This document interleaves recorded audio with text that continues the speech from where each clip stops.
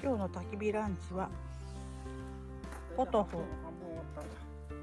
おこげのご飯、肉巻き野菜、パプリカの肉巻き、しいたけ肉巻き、ピーマン肉巻き、山芋肉巻き、焦げてどれがどれだか分かんなくなっちゃってます。パプリカの中にはクリームチーズ入ってます。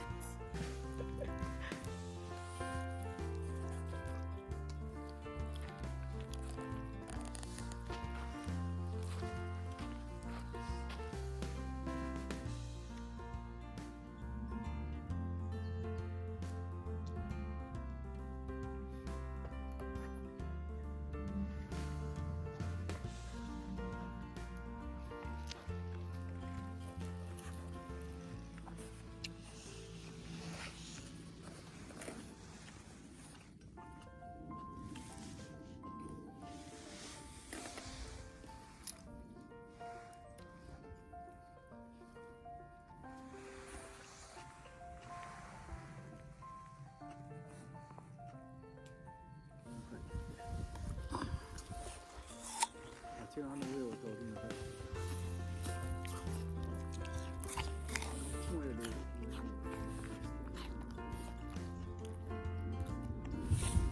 何は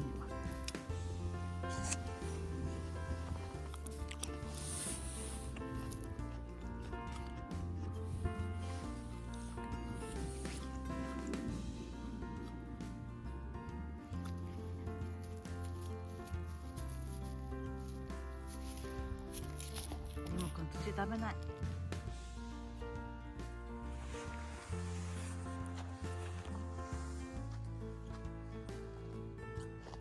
梅の花が